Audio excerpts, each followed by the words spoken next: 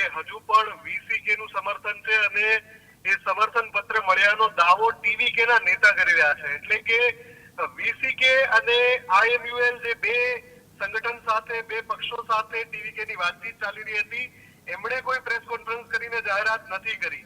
આની પહેલા હું એટલે યાદ અપાવી દઉં કે આની પહેલા એઆઈડીએમકે ના મહાસચિવ જે છે, અન્ના દ્રવિડ મુનેત્રી કઝગમના મહાસચિવ, એમણે આરોપ લગાવ્યો હતો કે ટીવીકે ખોટા એટલે કે નકલી સમર્થન પત્ર બતાવીને સરકાર બનાવવાનો દાવો કરી રહ્યા છે. એટલે કે મામલો હજુ જોરદાર ગરમાયેલો છે.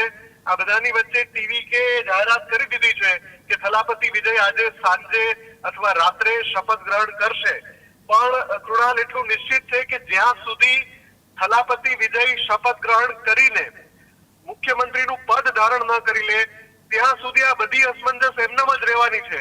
કેમ કે હજુ પણ આ જે વીસીકે છે કે જેના વતી અહેવાલ આવ્યા હતા કે વીસીકે ઉપમુખ્યમંત્રી પદ એટલે કે નાયબ મુખ્યમંત્રી પદ માંગી રહ્યા છે અને માત્ર 2 બેઠક હોવાના નાતે ટીવીકે એમને નાયબ મુખ્યમંત્રી પદ આપી દે તો બીજા 3 પક્ષ છે, સીપીઆઈ છે, સીપીઆઈએમ છે અને કોંગ્રેસ છે, એ પણ મોટી માંગણી કરી શકે. કેમ કે અત્યારે જે સમજૂતી થઈ છે, પ્રાથમિક સ્તરે જે માહિતી આવી રહી છે, શપથ ગ્રહણમાં આપણને ખબર પડશે એવું પણ બની શકે કે માત્ર થલાપતિ વિજય જ મુખ્યમંત્રી પદે શપથ ગ્રહણ કરે અને કેબિનેટનું વિસ્તરણ બાદમાં થાય અથવા તો મંત્રીઓની શપથવિધિ બાદમાં થાય.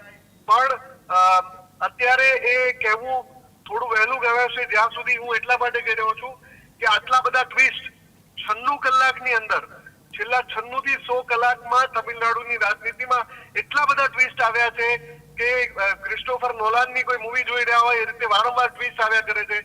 એટલે હું કહું છું કે જ્યાં સુધી શપથ ગ્રહણ પૂરું ન થઈ જાય અને પદભાર ન સંભાળી લે થલાપતિ વિજય મુખ્યમંત્રી તરીકે, ત્યાં સુધી અહીંયા કંઈ પણ થઈ શકે છે. હાલમાં મોટા સમાચાર ચોક્કસથી એ છે કે ટીવીકે ના નેતા દાવો કરી રહ્યા છે કે વીસીકે ની જે પાર્ટી છે જેની પાસે 2 ધારાસભ્યો છે, એમણે સમર્થન આપ્યું અને મેજિક ફિગર 118 થઈ ગયો.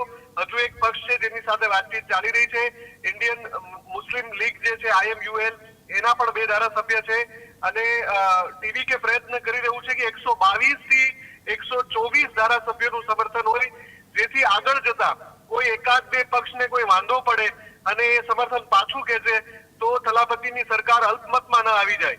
પણ અત્યારે મહત્વનું એ રહેશે કે શપથ ગ્રહણ, કેમ કે આપણે આની પહેલા 3 વાર એ જોયું છે કે હવે શપથ ગ્રહણ લેશે, હવે શપથ ગ્રહણ કરશે, પણ એ છેલ્લી ઘડીએ આખો સમારોહ રદ થયો હતો.